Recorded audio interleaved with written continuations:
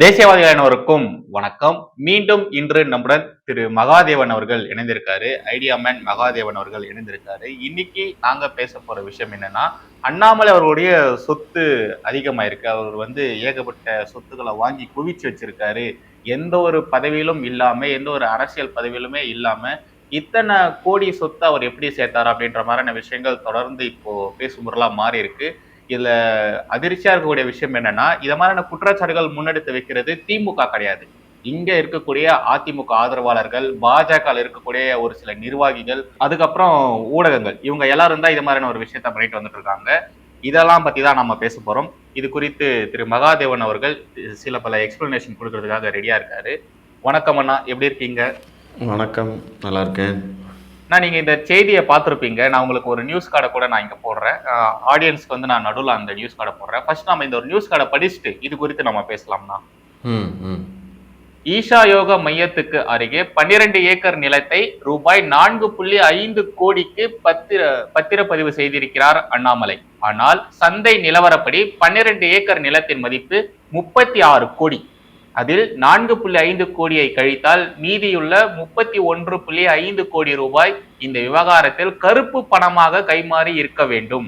அண்ணாமலைக்கும் அவரின் மனைவி அகிலாவுக்கும் கடந்த 5 ஆண்டுகளில் வந்த மொத்த வருமானமே 1.5 கோடி தான். இந்த வருமானத்தில் தோட்டம், வீடு, குழந்தைகளின் கல்வி செலவு, ரஃபேல் வாட்ச், கார், வெளிநாட்டு பயணம் என்று அண்ணாமலை எப்படி இவ்வளவு சொகுசாக வாழ முடியும்? கண்டிப்பாக அவர் வருமானத்துக்கு அதிகமாக சொத்து சேர்த்திருக்க வேண்டும் என்கிறார்கள் பாஜக விபர புள்ளிகள்.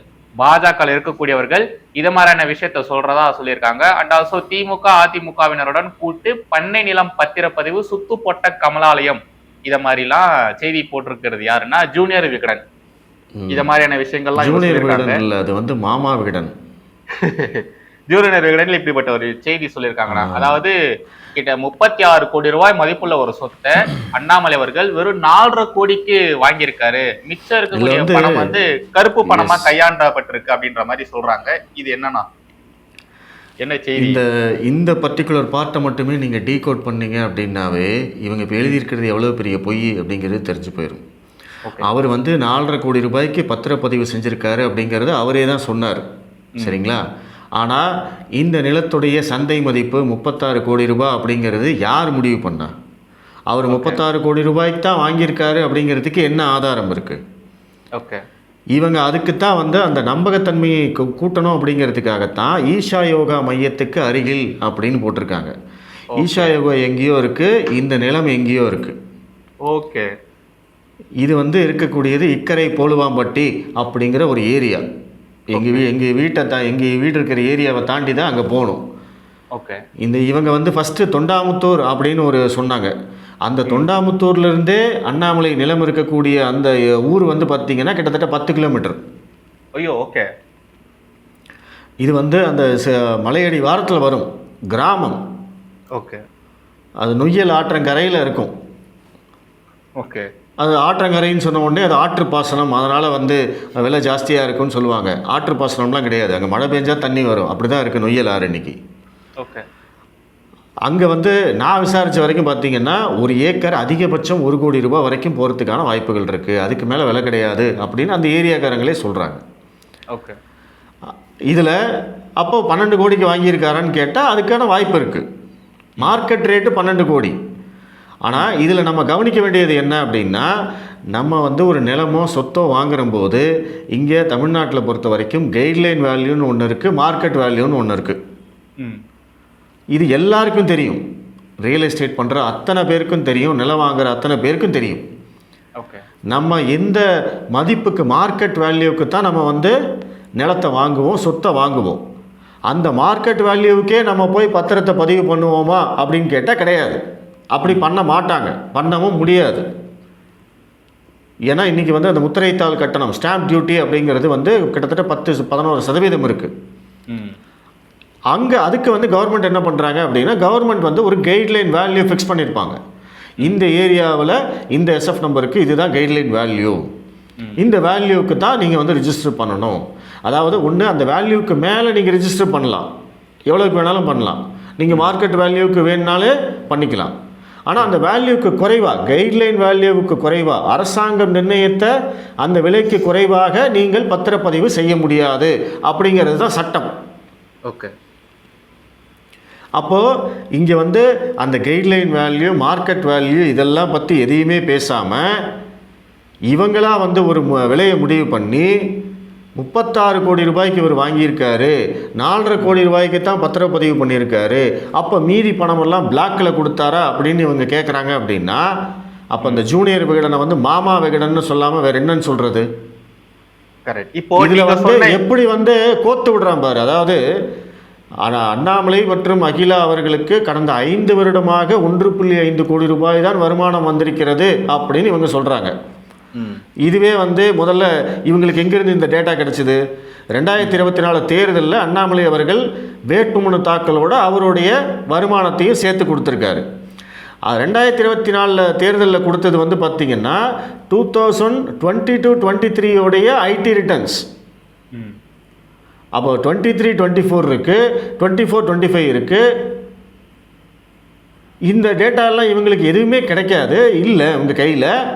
ஆனால் எல்லாம் தெரிஞ்ச மாதிரி எப்படி எழுதியிருக்கான் பாருங்க. கடந்த 5 வருடமாக 1.5 லட்சம் கோடி ரூபாய், 1.5 கோடி ரூபாய் தான் வருமானம்னு யார் சொன்னா இவனுக்கு? அதில் வந்து எப்படி வந்து நேக்கா வந்து அந்த ரஃபேல் வாட்சை நுழைச்சிருக்கான் பாருங்க. எவ்வளவு வன்மம் இருந்தால் இதை பண்ண முடியும்? வேற எந்த அரசியல் தலைவருக்காவது இந்த இவன் பண்ணுவானா இப்படி? இந்த மாமா விகடன் திமுகவில் இன்னைக்கு வாங்கி திங்கிறதுனால தானே இந்த வேலையெல்லாம் பண்ணிக்கிட்டு இருக்காங்க. அதைத்தான் அண்ணாமலை அவர்கள் ரிப்ளையாக கொடுத்துருக்காரு, கரெக்டாக கொடுத்துருக்காரு அவர். நீங்கள் வந்து திமுக கிட்ட வாங்கிட்டு தான் செய்தியே போடுறீங்க, அதனால் உங்களுக்கெல்லாம் பதில் சொல்ல வேண்டிய அவசியம் இல்லைன்னு தான் சொல்லியிருக்காரு அவர். ரைட். ரஃபேல் வாட்ச் அவர் எப்போ வாங்கினார்? அவர் வந்து அரசியலுக்கு வரும்போதே அவர் கையில் ரஃபேல் வாட்ச் இருந்தது. என்னைக்கு வந்து எங்கே வந்து கோத்து விடுறான் பார்த்தீங்களா ரஃபேல் வாட்சுன்னு? இதையெல்லாம் யார் பண்ணுவாங்கன்னா திமுக காரன் தான் பண்ணுவான். அவன் தான் வந்து இன்றைக்கோ 1970 வந்து ஏதாவது செஞ்ச தப்பை எடுத்து அப்படியே நேக்காக கோத்துடுவானுங்க, நேக்காக எழுதுவானுங்க. அதே வேலையை விகடன் பண்ணுறான் அப்படின்னா அப்புறம் இவனை வந்து மாமா விகடன்னு சொல்கிறதே தப்பு. அதை விட கேவலமான வார்த்தைகள் ஏதாவது இருந்தால் சொல்லணும், சபை நாகரிகம் கருதி நான் சொல்லாமல் போகிறேன். விகடன் அப்படின்றதே கேவலமாக தான் இருக்குது. ஸோ நம்ம விகடன்னே சொல்லிக்கலாம். இந்த சொத்து விவகாரம் இதெல்லாம் வந்து பார்த்திங்கன்னா அண்ணாமலை அதற்கு விளக்கம் கொடுத்துட்டார். நான் வந்து இந்த சொத்து விவகாரத்தில் அவர் அடுத்த வருஷம் ஐடி ஃபைல் பண்ணுற போது, அடுத்த வருஷம் வேட்புமனு தாக்கல் பண்ணுற போது ஐடி ரிட்டர்ன்ஸ் காமிப்பார், அதில் பார்த்துக்குங்கன்னு சொல்லிட்டார். அவருக்கு வருமானம் வந்திருக்கா இல்லையா, எப்படி வந்தது அப்படின்னு கேட்கக்கூடிய அதிகாரம் யாருக்குமே கிடையாது. ஏன்னா அவர் வந்து ஒரு தனி மனிதர். அவர் வந்து எம்பியா இல்லை, எம்எல்ஏவா இல்லை, கவுன்சிலராக கூட கிடையாது. இன்றைக்கி அதிமுகவிலையோ திமுகவிலையோ இருக்கிற ஒரு கவுன்சிலரை கூட இவனுங்களால் கேள்வி கேட்க முடியாது. ஆனால் எந்த பதவியிலையுமே இல்லாத அண்ணாமலையை கேள்வி கேட்குறாங்க.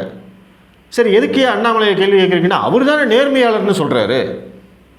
இன்றைக்கி கல்யாணராமன்லாம் அதானே சொல்கிறான், உலகத்திலேயே உத்தமமான ஒரு மனிதர்னு சொல்லிக்கிறாரே.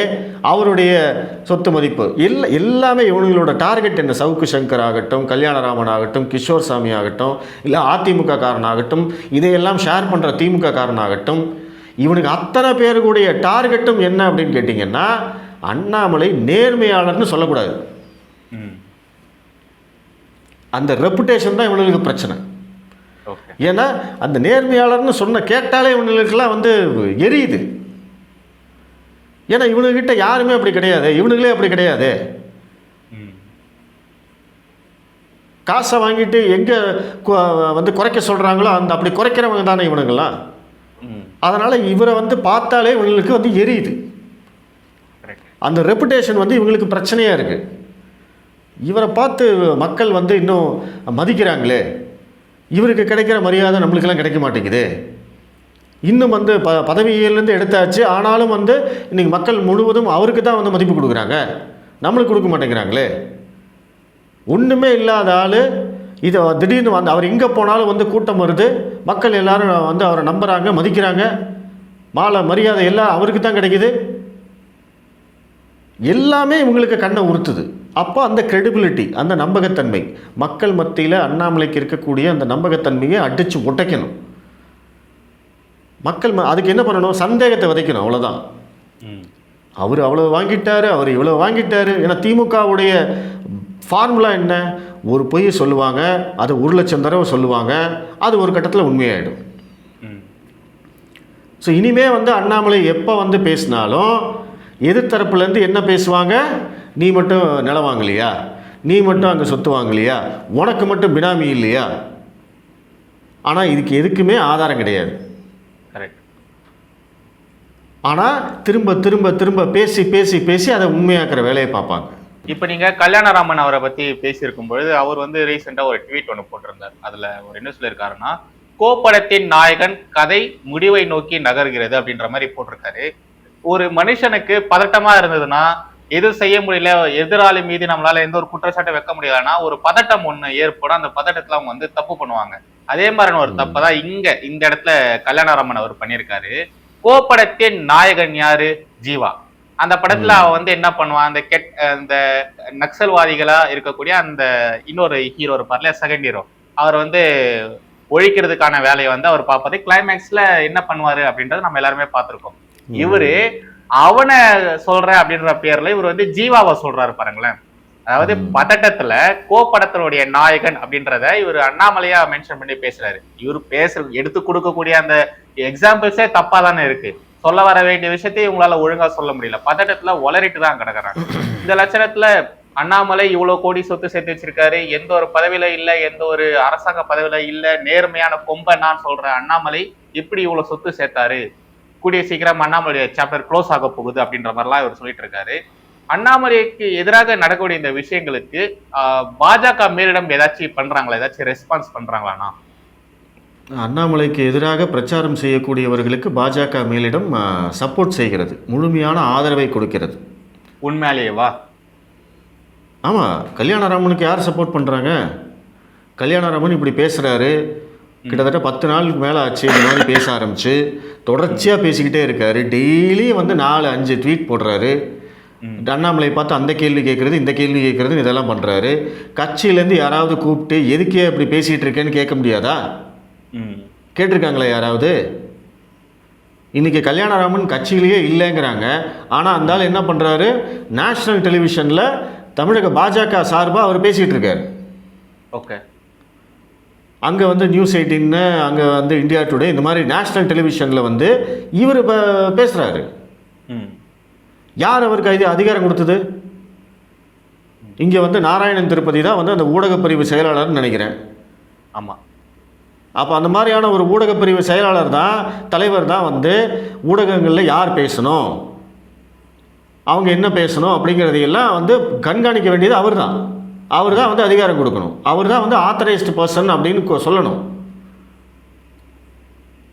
அப்படி இருக்கிற போது நாராயணன் திருப்பதிக்கு தெரியாமல் தான் கல்யாணராமன் பேசிக்கிட்டு இருக்காரா? இல்லை நயினார் நாகேந்திரனுக்கு தெரியாதா? இல்லை இங்கே இருக்கக்கூடிய 2ஆம் கட்ட தலைவர்களுக்கு தெரியாதா?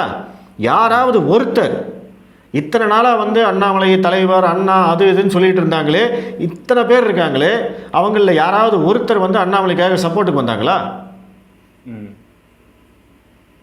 இங்கே சப்போர்ட்டுக்கு சண்டை போட்டுட்டு இருக்கிறது எல்லாமே வந்து கட்சிக்கு சம்மந்தம் இல்லாதவங்க. கரெக்ட். யாருமே கட்சியிலேருந்து அவருக்காக சப்போர்ட் பண்ணல. அப்படின்னா என்ன அர்த்தம்? யார் குற்றச்சாட்டு வைக்கிறாங்களோ அவங்களுக்கெல்லாம் ஆதரவாக இருக்காங்கன்னு அர்த்தம். இன்றைக்கி சவுக்கு சங்கர் வந்து நேற்று ஒரு பினாமிகள் லிஸ்ட்டுன்னு போட்டிருக்காரு.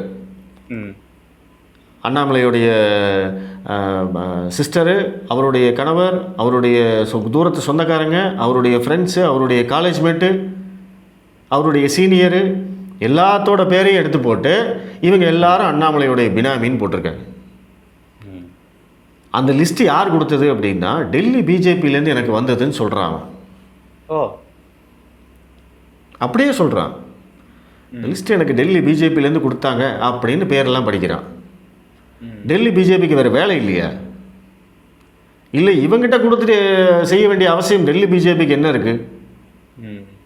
அப்போ இதெல்லாம் கொடுத்தது இங்கே இருக்கிற ஆளுங்க. அது வந்து இப்போது லேட்டஸ்ட்டாக வந்து பார்த்திங்கன்னா இன்றைக்கி நைட்டு ஆக்சுவலாக நயினார் நாகேந்திரனுடைய பையனும் சவுக்கு சங்கரும் இருக்கிற ஃபோட்டோ வெளியில் வந்திருக்கு. சவுக்கு சங்கரும் கல்யாணராமனும் கூட சேர்ந்து நிற்கிற ஃபோட்டோ வெளியில் வந்திருக்கு. சவுக்கு சங்கருடைய சேனலில் தினமும் வந்து பார்த்தீங்கன்னா பாஜகவுடைய விளம்பரம் வருது. பாஜகவை சேர்ந்த யாராவது ஒருத்தர் ரமேஷ்னு ஒருத்தர், அவர் வந்து சவுக்கு சங்கர் சேனலுக்கு விளம்பரம் கொடுக்குறாரு. அது பாஜக சம்மந்தப்பட்ட, மோடி சம்மந்தப்பட்ட விளம்பரம். அந்த விளம்பரத்துக்கு அப்புறமா தான் சவுக்கு சங்கர் வீடியோவே ஆரம்பிக்குது. வீடியோ ஆரம்பித்த உடனே சவுக்கு சங்கர் பாஜகவை திட்டுறான், மோடியை திட்டுறான், அமித்ஷாவை திட்டுறான், அண்ணாமலையை திட்டுறான். ஆனால் அந்த சேனலுக்கு போய் இவங்க விளம்பரம் கொடுத்துக்கிட்டு இருக்காங்க, பணம் கொடுத்துக்கிட்டு இருக்காங்க. இதை விட கேவலமாக எங்கேயாவது நடக்குமா? அந்த அளவுக்கு பட்டு மோசமாக வந்து போயிட்டுருக்கு தமிழக பாஜக. அதனால தான் வந்து இன்றைக்கி சமூக வலைதளங்களில் இருக்கக்கூடிய பாஜக ஆதரவாளர்கள் அத்தனை பேருமே அண்ணாமலை பக்கம்தான் இருக்காங்க. யாருமே வந்து இன்றைக்கி பாஜக பக்கம் இல்லை. கோலாகல ஸ்ரீனிவாஸ் இருக்கார், அவரெல்லாம் நம்மளுக்கு வந்து சீனியர். அவருடைய யூடியூப் சேனலில் போய் இப்போ கமெண்ட் பாருங்கள், அத்தனையும் நெகட்டிவ் கமெண்ட்ஸ். தமிழக பாஜக தலைவர்கள் அத்தனை பேருடைய சோஷியல் மீடியா அக்கௌண்ட்டில் போய் பாருங்கள், அவங்கள பற்றின செய்திகள் வரக்கூடிய நியூஸ் சேனலோட பேஜை போய் பாருங்கள், அத்தனையும் நெகட்டிவ் கமெண்ட்ஸ். அத்தனை பேரும் இப்போ நான் வந்து வீடியோ போட்டிருக்கேன், அதில் வந்து கீழே சொல்கிறவங்க அத்தனை பேருமே பார்த்தீங்கன்னா அண்ணாமலையை எதிர்த்து ஒரு வார்த்தை கூட பேசுறது கிடையாது. ஆனால் இந்த தமிழக பாஜக தலைவர்களை கழுவி கழுவி ஊற்றுறாங்க. நான் ஓட்டே போட மாட்டேங்க, நோட்டாவுக்கு போட்டால் கூட போடுவேனே தவிர இனிமேல் பாஜகவுக்கு ஓட்டு போட மாட்டேன்னு சொல்கிறாங்க. அவ்வளவு மோசமாக வந்து கட்சியை வெறும் 6 மாதத்தில் கொண்டு வந்த பெருமை திரு நயினார் நாகேந்திரன் அவர்களுக்கு தான் சேரும். அதற்கு காரணம் இவர்களுடைய தனிப்பட்ட வன்மம். அண்ணாமலைக்கு இருக்கக்கூடிய அந்த புகழை குலைக்க வேண்டும். அண்ணாமலை ஒரு லாங் ரன் போவார், மறுபடியும் அவர் திரும்ப பாஜகவுக்கு தலைவராக வரக்கூடிய வாய்ப்புகள் இருக்குது. அவர் வரக்கூடாது. மக்கள் வந்து அவரை சந்தேகத்தோடு பார்க்கணும், மக்கள் மத்தியில் அவருக்கு இருக்கக்கூடிய நம்பகத்தன்மையை உடைக்கணும். இதுதான் இவங்களுடைய ஒரே டார்கெட், வேறு ஒன்றுமே கிடையாது. அதுக்கான ஹிட்ஜாப் தான் இன்றைக்கி வந்து சவுக்கு சங்கர் பண்ணுறாரு, கல்யாணராமன் பண்ணுறாரு, கிஷோர் கே சுவாமி பண்ணுறாங்க. இவங்க பண்ணுறதையெல்லாம் அதிமுக காரங்க ஷேர் பண்ணுறாங்க. இது எல்லாத்தையும் மொத்தமாக வந்து திமுக காரங்க வேடிக்கை பார்க்குறாங்க, அப்பப்போ எடுத்து ஷேர் பண்ணிகிட்ருக்காங்க. அவங்க இதை எப்போ கையில் எடுப்பாங்க அப்படின்னா, எப்போ அண்ணாமலை வந்து திமுக மேலே குற்றச்சாட்டு சொல்லுவாரோ அப்போ அவங்க இதெல்லாம் கையில் எடுப்பாங்க. ஸோ முன்னாடியே நம்ம பேசின மாதிரி திமுக ஆதரவாகத்தான் இங்க இருக்கக்கூடிய எதிர்கட்சிகள் செயல்படுறாங்க போல. மறுபடியும் திமுக ஆட்சி அமைக்கணும் அப்படின்றதுக்காக இவங்க செயல்படுறாங்க போல. இப்படி இருந்தால் திமுக தாங்க ஆட்சி அமைக்கும். நீங்கள் வந்து எதிர்கட்சியில் 10 ரூபா பாட்டிலுக்கு 10 ரூபா வாங்குற செந்தில் பாலாஜி அதிமுகவில் இருந்தபோதே அவன் பண்ண ஊழல், போக்குவரத்து துறையில் அமைச்சராக இருந்தபோது அத்தனை பேர்கிட்ட காசு வாங்கிட்டு ஏமாத்தின ஒரு குற்றவாளி. திமுக ஆட்சிக்கு வந்ததுக்கப்புறமும் பாட்டிலுக்கு 10 ரூபா வாங்கி ஃபேமஸ் ஆனார். மின்சாரத்துறையில் ஊழல் பண்ணார். இத்தனை பண்ண அந்த செந்தில் பாலாஜிக்கு திமுக காரன் முட்டு கொடுக்குறான், கம்யூனிஸ்ட் கட்சிக்காரன் முட்டு கொடுக்குறான். இந்த அநியாயத்தை நம்ம எங்கேயா கேட்க முடியுமா? நம்மளுக்கெல்லாம் கம்யூனிஸ்ட் கட்சிக்காரன்னா யார்? அவனோட கொள்கையில் எத்தனையோ வந்து வேறுபாடுகள் இருந்தாலும், கருத்து வேறுபாடுகள் இருந்தாலும், அவன் நேர்மையான ஆள், காசு பணத்துக்கு ஆசைப்பட மாட்டான். அப்படி தானே நம்ம கம்யூனிஸ்ட் கட்சிக்காரனை பார்ப்போம். அந்த கம்யூனிஸ்ட் கட்சிக்காரன் செந்தில் பாலாஜி மாதிரியான ஒரு ஊழல்வாதிக்கு வந்து சப்போர்ட் பண்ணிக்கிட்டு இருக்காங்க. திமுக கூட்டணி கட்சியில் அத்தனை பேருமே வந்து செந்தில் பாலாஜிக்கு சப்போர்ட் பண்ணுறாங்க. செந்தில் பாலாஜி எப்படி கைது பண்ணலாம், அவரை தூக்கி உள்ளே வச்சுட்டாங்களே. ஆனால் இங்கே நேர்மையான ஒரு நபரை அவர் வந்து நேர்மையாளர் இல்லை அப்படின்னு சொல்கிறதுக்காக இவங்க எல்லாரும் கஷ்டப்பட்டுக்கிட்டு இருக்காங்க. அதிமுகவிலேருந்து, மற்ற கூட்டணி கட்சிகள்லேருந்து, சொந்த கட்சியிலேருந்து. அப்புறம் இந்த லட்சணத்தை வச்சுக்கிட்டு நீங்கள் வந்து திமுகவை ஜெயிக்கணும்னு நினச்சிங்கன்னா வாய்ப்பே இல்லை. இப்போ ஸ்டாலின்லாம் வந்து ஆட்சிக்கு வந்த புதுசில் அவர் வந்து புலம்புனார், எனக்கெல்லாம் தூக்கமே வரலன்னு. இப்போ நிம்மதியாக தூங்குவார். ஏன்னா அவருக்கு தெரியும் 2026 நம்ம தாண்டா, கலைஞர் கூட பண்ணாத சாதனையை ஸ்டாலின் செய்ய போகிறார். கலைஞரால் தொடர்ச்சியாக 2 முறை தேர்தலில் ஜெயிச்சு ஆட்சியை பிடிக்க முடியல, திமுகவால் ஜெயிக்க முடியல கலைஞர் இருந்த வரைக்கும். அந்த சாதனையை முறியடித்து ஸ்டாலின் அவர்கள் தொடர்ச்சியாக 2வது முறையாக திமுகவை அரியணையில் ஏற்றப் போகிறார். நான் இப்போ சொல்கிறேன், எழுதி வச்சுக்கோங்க. கரெக்டு தான். நீங்கள் சொல்கிறதெல்லாம் வச்சு பார்க்கும்பொழுது அதெல்லாம் நடக்கிறதுக்கு தான் அதிகமான வாய்ப்புகள் இருக்குது. ஏன்னா நடக்கக்கூடிய விஷயங்கள், சினாரியோஸ்லாம் பார்க்கும்பொழுது அப்படிதான் இருக்கு. இங்க தமிழகத்துல நடக்கிற விஷயங்களுக்கு எதிராக இங்க யாரும் பெருசா பொங்குறதே கிடையாது. இங்களுடைய என்டிஏ கூட்டணி அதை பத்திலாம் பெருசா பேசுறதே கிடையாது. ஸோ நீங்க சொல்ற மாதிரிதான் மறுபடியும் கலைஞர் கருணாநிதியோடைய சாதனைய இவர் முறியடிக்க போறார் போல இருக்கு, கண்டினியூஸா 2வது முறை வின் பண்ணி. ஆனா கடைசியாக ஒரு கருத்து நான் சொல்றேன், உங்களுடைய கருத்து சொல்லிட்டு நம்ம இந்த ஒரு வீடியோவை முடிச்சுக்கலாம். சோ இது இப்ப நீங்க சொன்ன இந்த விஷயங்கள், தமிழக பாஜக செய்யக்கூடிய விஷயங்கள் இதெல்லாம் வச்சு பார்க்கும் பொழுது, அப்போலாம் ஒரு பெரிய கமெண்ட் ஒண்ணு வந்துட்டே இருக்கும். இவங்க வந்து பாஜக கிடையாது. இது வந்து திராவிட பாஜக, திராவிட ஜனதா கட்சி, தேசியம் அப்படின்ற ஒரு விஷயத்த இவங்க மறந்து போயிட்டு திராவிடத்தை நோக்கி டிராவல் பண்றாங்க அப்படின்ற மாதிரியான டாக்ஸ் எல்லாம் வந்து பாத்தீங்கன்னா இருந்துட்டே இருந்தது. இப்ப அது உண்மையாகிற மாதிரி இப்போ கமலாலயம் வந்து அறிவாலயம்க்கு ஆதரவாக செயல்படுறதோ அப்படின்ற கேள்விகளும் வருது. சோ உங்களுடைய இறுதி கருத்து இத பத்தி சொல்லிட்டு நம்ம இந்த ஒரு வீடியோ முடிச்சுக்கலாம். இல்லைங்க, இன்னைக்கு வந்து கமலாலயம், அதாவது பாஜகவில் இருக்கக்கூடியவர்கள் ஒரு சுயநலம் மிக்க தலைவர்களாக மாறிட்டாங்க. அவங்களுக்கு வந்து அதிமுகவுடைய தயவு இருந்தால் போதும், தேர்தலில் ஜெயிச்சிடலாம்.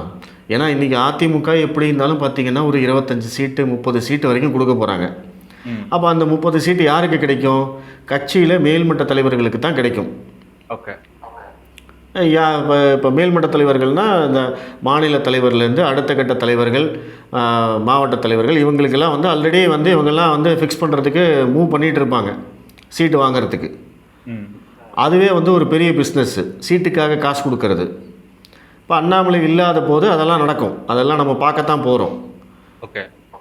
ஸோ அந்த ஒரு குற்றச்சாட்டும் அடுத்தது வரும். அப்போது அந்த மாதிரி சீட்டு கிடைக்கணும் அப்படின்னா நீங்கள் என்ன பண்ணணும்? அதிமுகவுக்கு ஆதரவாக செயல்பட வேண்டும். சீட்டு கிடைச்சாலும் நீங்கள் கேட்ட தொகுதி கிடைக்கணும். நீங்கள் கேட்ட தொகுதி கிடைச்சாலும் அங்கே நீங்கள் ஜெயிக்கணும் அப்படின்னா அதிமுகவுடைய ஆதரவு வேண்டும், எடப்பாடியுடைய தயவு வேண்டும். இப்போ உதாரணத்துக்கு நான் ஒன்று சொல்கிறேன். அண்ணாமலை வந்து இதே கூட்டணியில் தேர்தலில் போட்டியிடுறாரு, ஒரு தொகுதியில் நிற்கிறாருன்னு வச்சுக்கோங்களேன்.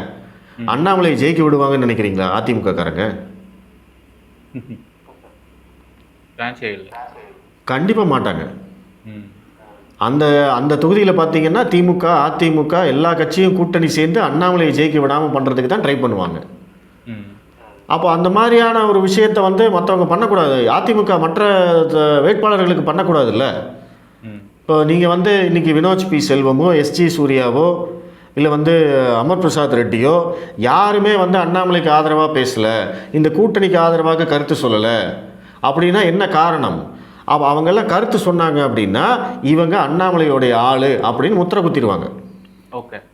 அப்போ அவங்களுக்கு சீட்டு கிடைக்காது. ஓகே. அவங்க கேட்ட தொகுதி கிடைக்காது. அப்படியே கிடைச்சாலும் அங்கே ஜெயிக்க விட மாட்டாங்க. அப்போ இதெல்லாம் வந்து இன்னைக்கு ஒரு பிரச்சனையாக இருக்குது.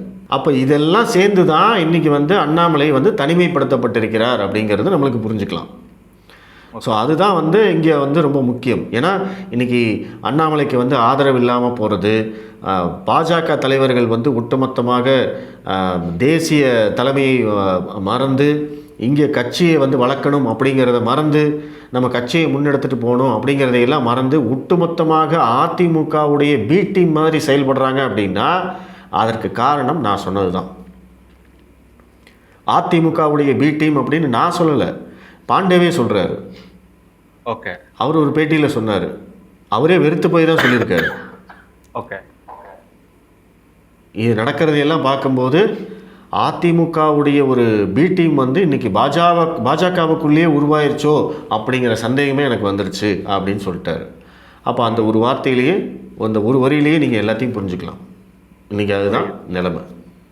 இப்போ நம்ம திமுக கூட்டணியில் இருக்கக்கூடிய அந்த கூட்டணி கட்சிகளை சொல்லுவோம் இல்லையா, விசிகா, கம்யூனிஸ்டுகள், இவங்க எல்லாருமே திமுகவுடைய ஒரு அணி மாதிரி தான் செயல்படுறாங்க. தலித்துகளின் அணி மாதிரி விசிகா செயல்படுது, கம்யூனிஸ்டுகளின் அணி மாதிரி கம்யூனிஸ்டுகள் இங்க இருக்கக்கூடிய சிபிஐ சிபிஎம் செயல்படுது, இஸ்லாமியர்களுக்கு ஆதரவாக இங்க இருக்கக்கூடிய இஸ்லாமிய கட்சிகள் வந்து திமுக கூட்டணியில அணி மாதிரி செயல்படுறாங்க அப்படின்ற மாதிரி சொல்லுவாங்க. இப்ப அதே மாதிரியான ஒரு பொசிஷனை நோக்கி தமிழக பாஜக அதிமுக கூட போயிட்டாங்க போல இருக்கு.